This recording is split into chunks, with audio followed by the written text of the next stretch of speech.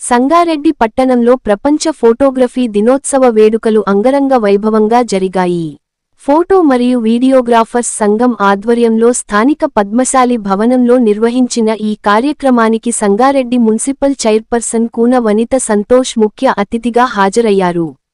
ఈ సందర్భంగా ముందుగా తెలంగాణ ఫోటో, వీడియోగ్రాఫర్స్ జెండాను ఆవిష్కరించారు.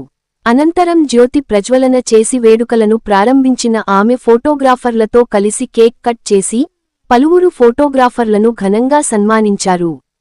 లూయిస్ డాగురే జయంతిని పురస్కరించుకుని సంగారెడ్డి ఫోటో, వీడియోగ్రాఫర్స్ యూనియన్ ఆధ్వర్యంలో స్థానిక పద్మశాలి భవనంలో ఘనంగా ఫోటోగ్రఫీ దినోత్సవాన్ని నిర్వహించారు. ఈ సందర్భంగా మున్సిపల్ చైర్పర్సన్ కూన వనిత సంతోష్ మాట్లాడుతూ, ఫోటోగ్రాఫర్లు తమ నైపుణ్యంతో కాలంతో పాటు చెరిగిపోని అద్భుత మధుర జ్ఞాపకాలను కెమెరాలో బంధించి సృష్టికి ప్రతిసృష్టి చేస్తూ సమాజానికి దర్పణంలా నిలుస్తున్నారని కొనియాడారు.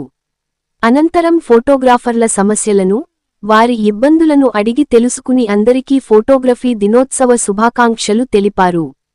అనంతరం సంగారెడ్డి పట్టణ సంఘం అధ్యక్షుడు మాట్లాడుతూ, ఫోటోగ్రాఫర్ల సంక్షేమం, వృత్తిపరమైన అభివృద్ధి కోసం పట్టణంలో ఒక ప్రత్యేక ఫోటోగ్రఫీ భవన్ను నిర్మించి ఇవ్వాలని మున్సిపల్ చైర్పర్సన్కు వినతిపత్రం సమర్పించారు.